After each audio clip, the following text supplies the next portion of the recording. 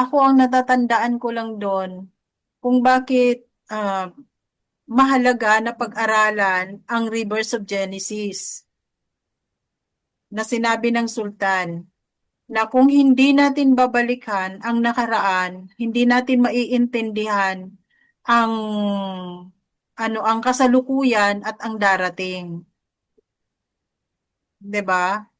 Kasi iyan ang ang kanyang laging sinasabi na kung ano ang nangyari sa nakaraan ay mangyayari din sa kasalukuyan. So iniisip ko, ano nga ba ang kahalagahan ng Rivers of Genesis sa panahon natin? Yun kasi ang marker ng ano, ang marka ng geopolitics, saka yung mga revelation, di ba? Pag natuloy Oo. yung ganito, ganyan. Ito ang boundary ng Asia, yung Shema territory, Oo. So, yun ang pinag-aagawan ang natin ito. mahalagang sinasabi niya na kailangan malaman natin ang mga marker ng territory. Yun ay mga marker ng territory.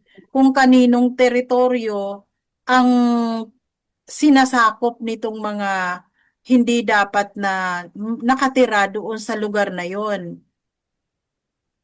'di ba? Kasi yan ang nabanggit. Yung Israel po ba is mga Jewish po ba ang binabanggit ni Siyas? Hindi, kasi ang Israel ay bahagi yan ng ng Promised Land.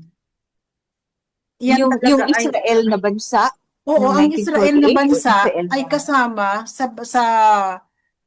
sa Promised Land dahil yan ay pag-aari ng mga Palestinian.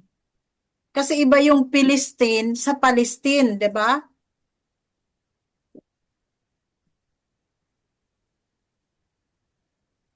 Palestinian ang may-ari ng ng Israel na inuuko pa ngayon ng mga Europeans.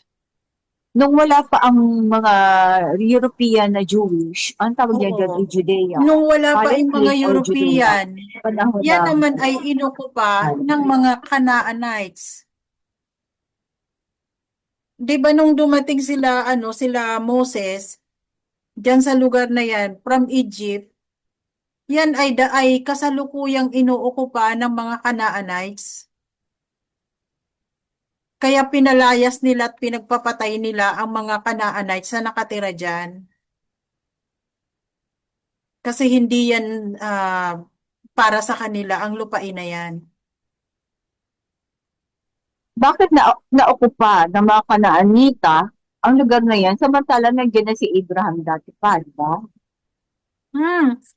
Iniwan Dahil nga nung nila. pumunta sila sa Egypt, Dahil nung tumira sila sa Egypt ng mahabang panahon, yun, 500 years. 400 years, 470 years 400 ako. na nakatira sila sa Egypt.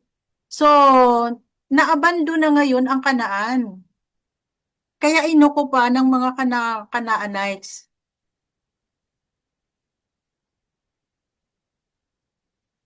Kaya sabi, 'di ba, ibabalik sila doon sa lugar na yon. Yun ang pangako niya kay Abraham, na ibabalik kayo sa lugar na ito.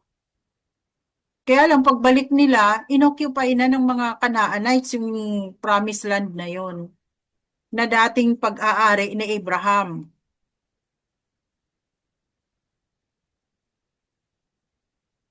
Kasi kung magpapansinin natin, ang lahat halos ng mga kaganapan sa buhay ni Abraham ay matatagpuan diyan sa lugar na yon. Sa Iraq